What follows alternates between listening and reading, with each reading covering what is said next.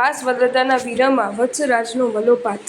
કૌશાંબીની નજીકના પ્રદેશમાં સ્વર્ણપુર નામનું એક નગર હતું. વિશાળ પરિવારને સનાત બનાવતા ભગવાન શ્રી મહાવીર પરમાત્મા વત્સ દેશમાં વિચરતા વિચરતા એક દાડો એ સ્વર્ણપુરમાં પધાર્યા. આ પધરામણીની વધામણી જ્યાં જ્યાં ફેલાઈ ત્યાં ત્યાં કોઈ અનોખા જ હર્ષોલ્લાસનું વાતાવરણ છવાઈ ગયું.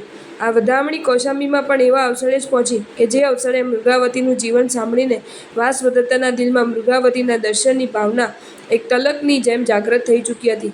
એથી ભૂખ્યાને ભાવતા ભોજન મળ્યા જેવો હર્ષ વત્સરાજ અને વાસવદત્તાને અનુભવ્યો. ભાવના તો મૃગાવતીના દર્શનની જાગી હતી, પણ વધામણીમાં જ્યારે ભગવાન મહાવીર પરમાત્મા અને સાધ્વી મૃગાવતીનું આગમન સાંભળવામાં આવ્યું ત્યારે તેઓનો ઉલ્લાસ કઈ ઘણો વૃદ્ધિ પામ્યો. વત્સરાજ અને વાસવદત્તા જ્યારે કૌશાંબીથી નીકળીને સ્વર્ણપુર જવા તૈયાર થઈ ગયા ત્યારે એમના પગલે પગલે પ્રજા પણ વિશાળ સંખ્યામાં પ્રભુ દર્શન માટે ચાલી નીકળી. એકાદ દિવસના પ્રવાસના અંતે સૌ સ્વર્ણપુરમાં પહોંચી ગયા. ત્યાં તો ઉદ્યાનમાં અજબ ગજબની હલચલ મચી ગઈ હતી. સૂર રચિત સંવત્સરમાં પ્રભુ બિરાજમાન થયા હતા અને ધર્મની અમૃતધારા વરસી રહી હતી. કૌશાંબીની જનતા સંવત્સરમાં પહોંચી જઈને ધર્મધારામાં ભીંજાઈ જઈને અનેરી ધન્યતા અનુભવી રહી. એ ધર્મધારાનું સવિશેષ રીતે સ્નાનપાન માનીને વત્સરાજ અને વાસવદત્તા જ્યારે મહાસાધ્વી મૃગાવતી સમક્ષ પહોંચ્યા ત્યારે એમને બંને જે રોમાંચ અનુભવ્યો એ અનોખો અને અદ્ભુત હતા. જેનો મહિમા સાંભળ્યો હતો એ મૃગાવતી મહાસાધ્વી દર્શનની પલે તો વાસવદત્તાને શ્રવણ કરતાંય વધુ મહિમાશાળી જણાયા. પુત્ર અને પુત્રવધૂને એમને જે શિક્ષા આપી એને રત્નરાશિની જેમ જાળવીને રાજા રાણી કૌશાંબીમાં પાછા ફર્યા. આ પછીથી એમની પ્રવૃત્તિમાં ધર્મ વધુ પ્રમાણમાં ધબકવા લાગ્યો. આ ધર્મ ધબકાર થોડા વર્ષો સુધી તો અખંડ જ રહ્યો, પણ વત્સરાજ ઉદયન પાસે નવયૌવન હતું અને યૌવનને વિલાસની વાટે લઈ જતો વાસવદત્તાનો સંગ હતો. એથી વત્સરાજ એ સંગમાં ભાન ભૂલી જઈને વાસવદત્તાની પાછળ વધુને વધુ પ્રમાણમાં પાગલ બનવા માંડ્યા. દિવસે દિવસે વત્સરાજ ઉદયનની કામાસક્તિ એટલી બધી વકરી ઉઠતી ચાલી કે રાજકાજની બધી જ જવાબદારીઓ મંત્રીશ્વરના માથે નાખીને એઓ અંતઃપુરમાં જ આંખટ મગ્ન રહેવા માંડ્યા. પરિણામે પ્રજાને દિવસે મહિનાઓ સુધી રાજાનું દર્શન દુર્લભ રહ્યું. એમાં એક દી કટોકટીની એવી જ પલ ઉપસ્થિત થઈ કે અંતઃપુરમાં આખંડ ડૂબેલા રાજવીને રાજસભામાં લઈ આવવાની મંત્રીઓને ફરજ થઈ પડી. પાંચાલપતિની નજર કૌશાંબી અને વાસવદત્તા પર બગડી હોવાની વાતો તો દિવસોથી વાતાવરણમાં ઘૂંટાતી હતી, પણ આ ઘૂંટાતી વાતો એક દી સચ્ચાઈનું સ્વરૂપ પકડ્યું અને પાંચાલથી નીકળેલી એ રાજવી કૌશાંબી તરફ યુદ્ધ પ્રયાણ માટે આરંભી દીધું.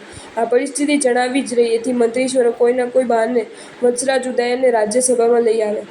ઘણા દિવસે રાજવીની પધરામણી રાજસભામાં થતાં પ્રજા હકડેઠઠ ઉભરાઈ હતી. રાજવીને સૌ પ્રસન્ન હૈયે અનિમેષ આંખે નિહાળી રહ્યા. તમામ બડી રાજસભા તો રાજવીને અમીટ નજરે જોવામાં મગ્ન હતી, પણ રાજવીની આંખ આગળ તો વાસવદત્તા જ ઉપસેલી રહી હતી. એમને વાસવદત્તા સિવાય કશું જ દેખાતું નહોતું અને આ સિવાય બીજું કંઈ જ જોવામાં એમને રસ પણ નહોતો. રાજસભા હજી સુધી શરૂ થઈ ન થઈ ત્યાં જ અશુભનો સૂચક એક બનાવ બની ગયો.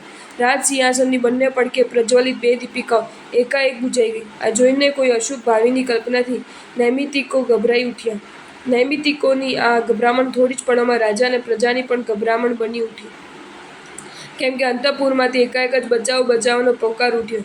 રાજા પ્રજાની ભયભીત નજર અંતઃપુર તરફ મંડાઈ તો ત્યાંથી ધુમાડાના ગોટે ગોટા નીકળી રહેલા. એ ગોટે ગોટામાં બીજી જ પળે લબકારા મારતી જ્વાલાએ ભલી જઈને જ ભયાનકતા સર્જી. એથી તો ચોમેર ભાગદોડ અને હૌહા મચી ગઈ. રાજવી ઉદયન ભયથી બેબાકલા બનીને અંતઃપુર તાકી રહ્યા. આગની લપેટથી વધુને વધુ ઘેરાઈ રહેલા અંતઃપુરને જોઈને એ રાડ પાડી ઉઠ્યા. દોડો દોડો, અંતઃપુરને આગે ભરડો દીધો છે, દેવી અંદર છે, આ આગ ભડદું બનાવી દે એ પહેલાં છે દેવીને ઉગારી લો. ઉદયનનો આ પોકાર પ્રજાએ ઝીલી લીધો અને જે કંઈ મળ્યું એ લઈને સૌ આગ બુઝાવવા દોડી ગયા. મંત્રી યોગેન્દ્ર આવી કટોકટીને પળે નિષ્ક્રિય રહી શકે ખરા? રાણી વત્સવદત્તાને બચાવી લેવા એમણે દોટ મૂકી, પણ એ જાતે જ જ્યાં બચી શક્યા નહીં ત્યાં વાસવદત્તાને તો કઈ રીતે બચાવી શકે? અંતઃપુરમાંથી નીકળેલી એ ગગનચુંબી જ્વાલાએ મંત્રીનો ભોગ લીધો હોય એમ જણાતા પ્રજા રડી પડી. વાસવદત્તાને બચાવી દેવા દોટ મૂકનાર યોગેન્દ્રને જ પોતાની લપેટમાં લઈ લઈને અગ્નિજ્વાલાએ પોતાનો વિસ્તાર વધારવા જ માંડ્યો.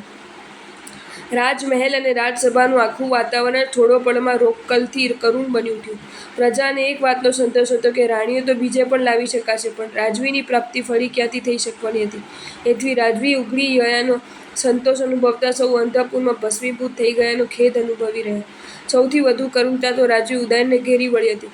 પ્રાણપ્યારી વાસવદત્તામાં વર્ષોથી આખંડ મગ્ન રહેલા તેઓ વાસવદત્તાનો વિરહ હવે કઈ રીતે વેઠી શકશે? પ્રજાજનના કાળજામાં કાપો મૂકતો આ જ સવાલ હતો. મંત્રીશ્રીઓને તો આંખ ભરકી ગઈ હતી. એથી વસંતક સેનાની તેમજ મહાજન એકઠા મળીને વત્સરાજને સાંત્વના આપવાનું કર્તવ્ય અદા કરવા આગળ આવ્યા. વત્સરાજ તો આગનો આવો વિપાક જોઈને બેભાન જ થઈ ગયા હતા અને રાજસભામાં જ ઢળી પડ્યા હતા.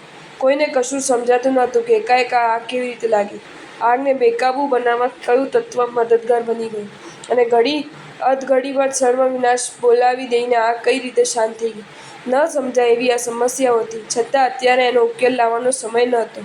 અત્યારે તો વાસવદત્તાના વીરાગ્નિમાં શેકાતા વત્સરાજને બચાવી લેવાના કર્તવ્યને અગ્રિમતા આપવી આવશ્યક હતી. એથી સૌએ ચંદન આદિના શીતળ લેપ દ્વારા વત્સરાજને સભાન બનાવવાનો પ્રયાસ કર્યો.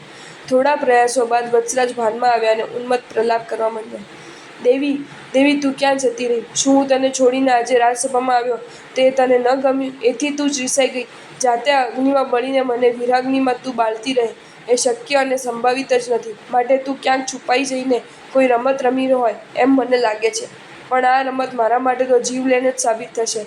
આવો વિપાક ન આવે એ પહેલાં જ તું રમતનો પડદો હટાવી દઈને બહાર આવી જા એવો મને વિશ્વાસ છે. દેવી, દયા કર અને જલ્દી બહાર આવ. વત્સરાજે સગી આંખે જોયું હતું કે અંતઃપુર આગમાં ભસ્મીભૂત બની ગયું છે. આમ છતાં પ્રેમના ઘરની પાગલતા જ એમની પાસે આવો ઉન્મત્ત પ્રલાપ કરાવી રહી હતી. એ સમજી શકાય એમ હતું. આ રીતે આખો દિવસ દેવી દેવી કરતા વત્સરાજ ઉદયન જ્યારે કંઈક થાક્યા ત્યારે વસંતક આદિ આગળ આવ્યા અને એમને આશ્વાસન આપવા માંડ્યું. પણ આ આશ્વાસન તો વધુ દુઃખદ બન્યું. એથી વાસવદત્તાની યાદ વધુ ઘેરી બનતા ઉદયને ગુસ્સામાં કહ્યું, દેવી, જો પોતાની ક્રૂર રમત મૂકી દેવા તૈયાર જ ન હોત તો મારે પણ એની સામે એવી જ ક્રૂર રમત રમવી છે. હું અગ્નિમાં પડતો મૂકીને બળી મરીશ, પછી એ દેવી ભલે જીવનભર વિરહ અગ્નિમાં શેકાયા કરે. દેવીને જો મારી કંઈ જ ના પડી હોય તો મારે પણ એની કંઈ જ પડી નથી. તમે ચિતા રચાવો, એમાં હું અગ્નિસ્નાન કરીને જ રહીશ.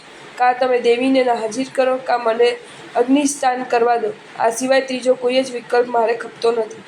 વત્સરાજની પ્રેમ પાગલતામાં ક્રોધ ઉમેરાયો હતો. એ એમના આવા પ્રલાપ દ્વારા વ્યક્ત થતો હતો. માટે હવે ખૂબ જ સંભાળીને કામ લેવાનું હતું.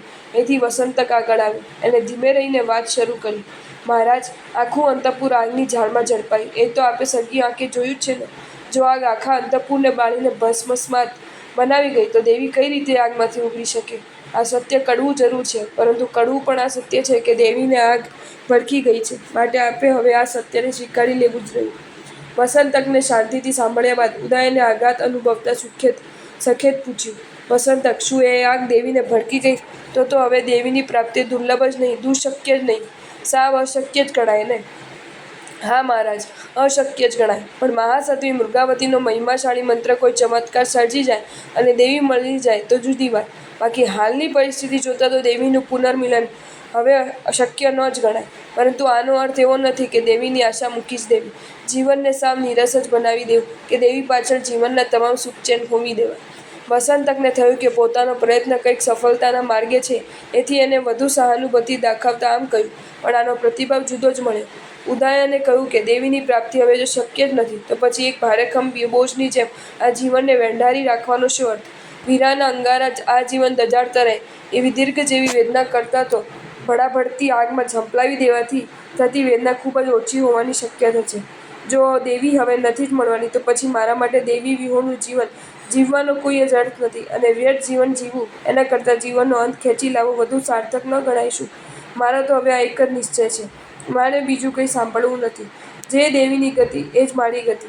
દેવીને અગ્નિ સામેથી સ્વાહા કરી ગયો તો હું અગ્નિમાં સામેથી સ્વાહા રૂપે સમર્પિત થઈ જઈશ અને જ્યાં દેવી ગઈ હશે ત્યાં જવાના સંકલ્પ સાથે આત્મવિલોપન કરી દઈશ. વસંતક, હવે તું વધુ કંઈ જ બોલતો નહીં.